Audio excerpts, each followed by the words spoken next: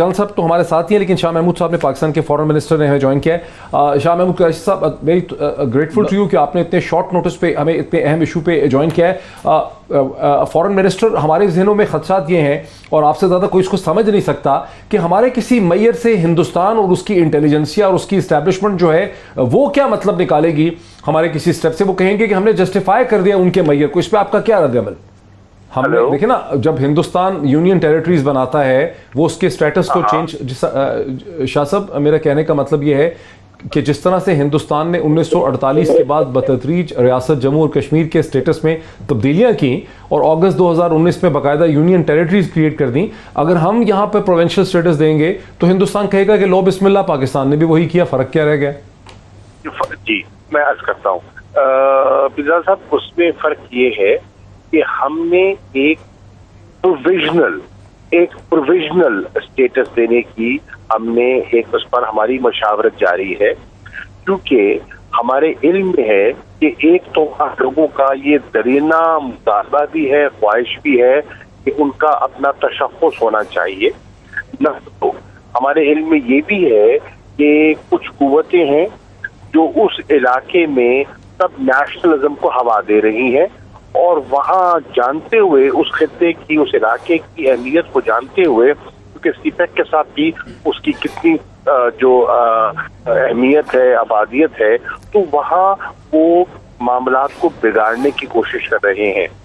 ہم نے اس پر ایک مشاورت کی ہے، اور اس پہ ہم جو بھی فیصلہ کریں گے اس میں بنیادی جو ہمارا اصول ہے کہ ہمارا جو تاریخی موقف ہے کشمیر پہ، اس کو آنچ نہ آئے. ہم اس پر کمپرومائز کرنے کے لیے تیار نہیں ہیں. اس لیے ہم جو آزاد کشمیر کی قیادت ہے ان سے بھی مشاورت کر رہے ہیں، جو دیگر سیاسی جماعتیں ہیں، تاکہ اس پہ ایک نیشنل کنسنسس ہو، اتفاق رائے ہو، ان سے بھی مشاورت کر رہے ہیں. تو ہمیں ان سب چیزوں کو سامنے رکھنا ہے. آپ کے علم میں ہوگا کہ نواز شریف صاحب کی جو حکومت تھی تو انہوں نے سرتاج عزیز صاحب کی سربراہی میں ایک کمیٹی تشکیل کی تھی. اس کمیٹی کی جو رپورٹ ہے اس کو بھی ہم نے سامنے رکھا ہے. جو ماضی میں جو 2009 میں جو کچھ اقدامات لیے گئے تھے ان کو بھی سامنے رکھا ہے، اور اس پورے تناظر کو سامنے رکھتے ہوئے اپنے اصول پر کمپرومائز کیے آگے بڑھنے کا ارادہ رکھتے ہیں. فارن منسٹر، ایک یہ سمجھا دیجیے ہمیں کہ پاکستان کی ہر جماعت کو آپ نے اس میٹنگ میں مدعو کیا، جہاں پہ آرمی چیف تھے، جہاں پر انٹیلیجنس نے بریفنگ دی، وہاں پر شیخ رشید تھے جن کے صرف ایک سیٹ ہے، وہاں پر جماعت اسلامی تھی، تمام جماعتیں وہاں پہ موجود تھیں. لیکن آزاد کشمیر کے پرائم منسٹر جو خود PMLN کے ہیں، وہاں شہباز شریف صاحب بھی تھے. آپ نے مسلم کانفرنس کو نہیں بلایا جو آزاد کشمیر کی تاریخی طور پہ بہت بڑی سیاسی جماعت رہی ہے. تو پھر یہ کنسلٹیشن کا پروسیس تو فارن منسٹر ادھورا سا رہ گیا. آزاد کشمیر کے جو وزیر اعظم ہیں فاروق حیدر صاحب، وہ مشاورت میں شامل تھے اور مشاورت میں شامل ہیں. ہمیں کشمیریوں کی جو اس معاملے میں حساسیت ہے اس سے ہم غافل نہیں رہ سکتے اور نہ رہیں گے. شیخ صاحب، آپ کشمیری اوریجن کے ہیں، ہمیشہ کشمیر کو اس کے ساتھ آئیڈینٹیفائی کرتے ہیں. ہندوستان کی ریاستی ادارے جو ہیں وہ آپ کے بڑے خلاف ہیں، وہ آپ کے خلاف پروپیگنڈا بھی بہت کرتے ہیں. دیکھیں، ہندوستان تو ہمارے ملک میں، ساری دنیا میں اس کو سب سے زیادہ تکلیف اسی بات کی. آج کل وہ کورونا میں مبتلا ہے، 1 لاکھ بندے اس کے روز کیس آ رہے ہیں، کم و بیش 92,000 95,000. اور وہ پاکستان میں کسی صورت میں نہیں چاہتا کہ اس کی اکانومی اسٹیبلش ہو، یہاں امن ہو، سکون ہو، یہاں بہتری اور برتری ہو، کیونکہ اس کو نظر آ رہا ہے کہ اس کے حالات اور معاملات 28-30% جو ہے اس کی اکانومی نیچے گئی ہے. اور وہ دنیا میں اس وقت لداخ کے محاذ پر جو کچھ اس کے ساتھ ہوا ہے، یا جو کچھ وہ سوچے بیٹھے تھا، وہ اس کی نفی ہوئی ہے وہاں پہ. تو ایسے عالم میں وہ پاکستان کے بارے میں تو کوئی اتنی مثبت سوچ نہیں رکھتا. اور جس طرح نواز شریف کی تقریر کو انہوں نے اچھالا ہے اور اہمیت دی ہے اس لیے کہ وہ فوج کے خلاف بیانیہ تھا، وہ اس بات کی غمازی کرتا ہے کہ وہ پاکستان کے بارے میں بڑی سخت، تلخ اور ترش سوچ رکھتے ہیں. تو جس کے لیے ہمیں ہر وقت تیار رہنا چاہیے. لیکن شیخ صاحب آخری میرا آپ سے سوال ہے کہ کچھ لوگ یہ بھی محسوس کرتے ہیں کہ اگر ہم ان کو صوبوں میں کنورٹ کر دیں گے تو در حقیقت بین الاقوامی طور پر ہم ہندوستان کے موقف کی تائید کریں گے کہ بھئی ان کو ایبزارب کر لیں، انٹیگریٹ کر لیں، مسئلے کو ختم کریں، لیٹس موو فارورڈ. تو ہم اس ڈائریکشن میں جا رہے ہیں کیا نہ چاہتے ہوئے بھی ہندوستان کے دباؤ میں؟ یہ بین الاقوامی دباؤ ہے ہمارے اوپر. دیکھیں سی پیک کا محور گلگت بلتستان ہے. دنیا نے جس طرح خاص طور امریکہ سمیت اس وقت سی پیک کے خلاف دباؤ بڑھایا ہے، اور جس طرح انڈیا لگا ہوا ہے، جس طرح آسٹریلیا، جس طرح برٹن، جس طرح کینیڈا، سی پیک کے خلاف ایک انٹرنیشنل ماحول بنایا جا رہا ہے. ایسے عالم میں جس وقت سی پیک کے خلاف ساری دنیا ایک ماحول بنانے کے موڈ میں ہے، ایسے عالم میں گلگت بلتستان جو کہ سی پیک کا محور ہے، مرکز ثقل ہے، اس کو اگنور نہیں کیا جا سکتا. اور اس مسئلے میں اب دیکھنا ہے کہ دنیا کی سیاست بھی بدلنے جا رہی ہے، اور دنیا میں انٹرنیشنلی اب 4 نومبر کے بعد امریکن الیکشن کے بعد صورتحال اور مزید واضح ہوگی کہ دنیا کس سمجھ جاتی ہے. جس طرح چین اور امریکن آمنے سامنے ہیں، ہم نے چین کے ساتھ کھڑے ہونا ہے، ہم نے چین کا ساتھ دینا ہے. اور جس طرح ہم نے تبدیلیاں کی ہیں، آج ہماری فورسز ٹریننگ کر رہی ہیں، ایکسرسائز کر رہی ہیں روس میں، جس طرح ہم نے ایک نئی صورتحال کی تجدید کی ہے، اس میں سارے مسئلوں کی طرف دیکھ کر فیصلہ کرنا ہوگا کہ یو این ریزولوشن سے ماورا کوئی حل اس مسئلے کا ہے نہیں.